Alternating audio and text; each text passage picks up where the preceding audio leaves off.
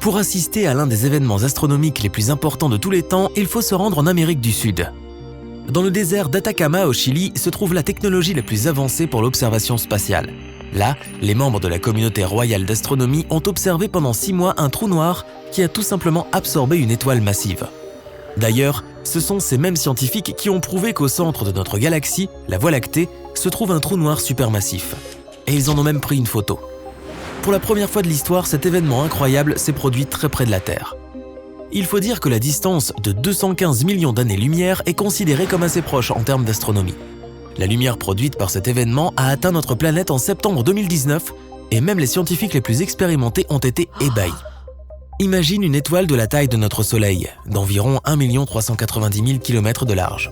De telles étoiles ont une masse suffisante pour créer un champ gravitationnel puissant, maintenant de nombreuses planètes dans leur orbite. Et maintenant, plaçons un trou noir géant à côté. Le trou est absolument noir, en forme de disque, et pèse 1 milliard de fois plus que cette étoile. La force de son champ gravitationnel est incroyable. Rien ne peut quitter sa force gravitationnelle. Même les objets qui peuvent se déplacer à la vitesse de la lumière tomberont dans ce noir abîme. La lumière elle-même ne peut pas échapper à ses limites. Dès qu'une étoile entre dans le champ gravitationnel d'un trou noir, elle n'a plus aucune chance. Au début, elle essaie de résister à l'attraction du trou noir, mais les couches extérieures de l'étoile commencent à s'étirer vers lui, comme des spaghettis. Cela est dû à une puissante force d'attraction. Si tu avais la possibilité d'étendre ta main vers le trou noir, tu verrais tes doigts commencer à s'étirer et à s'allonger. Cela est dû au fait que la force d'attraction augmente à chaque centimètre. Par conséquent, elle agirait plus fortement sur tes doigts que sur ton bras. C'est pourquoi ce processus d'attraction d'objets dans un trou noir est appelé spaghettification.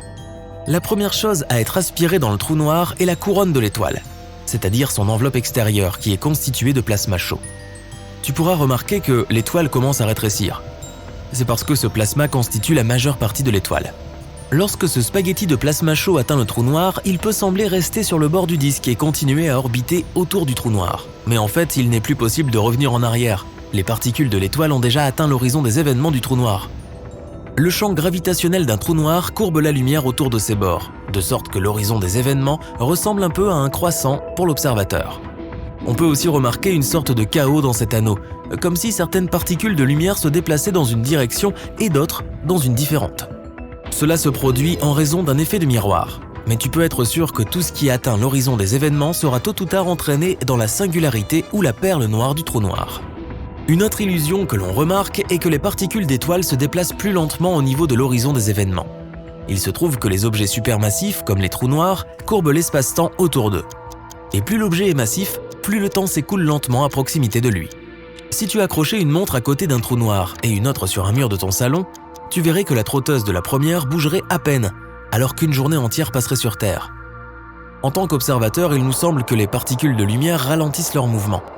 Mais en réalité, il se peut qu'elles aient déjà été absorbées par le trou noir depuis longtemps. Aujourd'hui, des flux massifs de plasma chaud et rouge éclaboussent l'espace, tout comme la sauce des spaghettis. Lorsqu'un trou noir a absorbé de la matière stellaire, il émet de puissants rayons d'énergie à une vitesse d'environ 10 000 km par seconde. Cette libération d'énergie est accompagnée d'un flash intense. C'est grâce à ce flash que les scientifiques peuvent détecter le processus en premier lieu. Ce phénomène peut être observé lors de l'explosion d'une supernova. Quand il ne reste plus rien du corps de l'étoile, on peut encore voir de la poussière d'étoiles et d'autres particules au niveau de l'horizon des événements du trou noir. Un peu comme le parmesan saupoudré sur les spaghettis. Ok, on arrête la métaphore. Lorsque le processus de spaghettification est terminé, environ la moitié du poids de l'étoile a été projetée dans l'espace sous forme de poussière et de particules incandescentes. L'autre moitié a été absorbée par le trou noir. Les scientifiques ont observé ce processus pendant près de 6 mois. Mais ce qui serait plus intéressant, c'est de plonger soi-même dans un trou noir. On ne peut pas encore le faire, mais on peut simuler le processus. Voici un petit drone, notre ami métallique, notre boulette de viande en somme. En ce moment, il est à une distance sûre du trou noir, l'équivalent d'environ 3 largeurs de l'horizon des événements. Les objets à cette distance peuvent orbiter autour du trou noir en toute sécurité.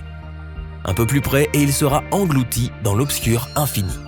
Ainsi, notre étoile détruite aurait pu survivre en toute sécurité à cette distance. Les planètes aussi peuvent survivre à cette distance. Et s'il existe une source de lumière et de chaleur appropriée à proximité, la vie peut également exister sur ces planètes. Mais notre but est la singularité, et nous guidons le drone le plus proche de l'horizon des événements. Après quelques minutes, la force d'attraction commence à se renforcer, et le drone se met à s'étirer comme un spaghetto. Quand il commence à tourner autour du disque noir, cela signifie qu'il a atteint l'horizon des événements et qu'il a commencé sa descente dans l'abîme noir. Voyons maintenant tout cela du point de vue du drone. Toute la lumière des étoiles qu'il voit devient bleue. C'est ce qu'on appelle le bleuissement gravitationnel. En tombant dans un trou noir, son champ gravitationnel attire les photons de lumière vers celui-ci, leur donnant de l'énergie. Leurs longueurs d'onde se raccourcissent de sorte que les photons rouges deviennent bleus. Le drone continue de tomber et est déjà complètement caché à nos yeux. Et tout ce que voit le robot, c'est un faisceau bleu fin et lumineux. Maintenant, il est dans l'obscurité totale. Il n'y a absolument rien ici. Même pas de temps. Le temps passe si lentement que tout notre système solaire pourrait vieillir et cesser d'exister pendant 1 minute passée dans un trou noir. Mais notre drone vivra jusqu'à ce que sa batterie soit vide. Le drone voit à nouveau un petit faisceau de lumière. Et il se rapproche de plus en plus. Maintenant, le drone va connaître la même chute, mais en sens inverse. Une fois qu'il aura quitté la singularité, le cœur du trou noir, il sera à nouveau à l'horizon des événements. La lumière des étoiles repasse progressivement du bleu au rouge. Puis le drone est lancé dans l'espace, peut-être dans une galaxie lointaine. Le retour d'un trou noir n'est que théorique. Certaines personnes pensent que les trous noirs sont une sorte de vortex qui peut nous conduire à des endroits éloignés dans l'espace. Mais jusqu'à présent, ces théories sont considérées comme de la fiction. Les trous noirs sont assez difficiles à détecter. Le problème, c'est qu'ils sont, noirs. Tout comme l'espace. Ils n'émettent pas de lumière comme les étoiles, donc ils ne peuvent être détectés que par des anomalies de gravité. Malgré cela, les scientifiques pensent qu'il existe un grand nombre de trous noirs dans notre univers. Ils naissent lorsqu'une étoile massive s'effondre sous son propre poids. Et étant donné le nombre infini d'étoiles dans l'univers, les trous noirs sont probablement un phénomène courant. Les scientifiques pensent que les trous noirs ont leur propre durée de vie.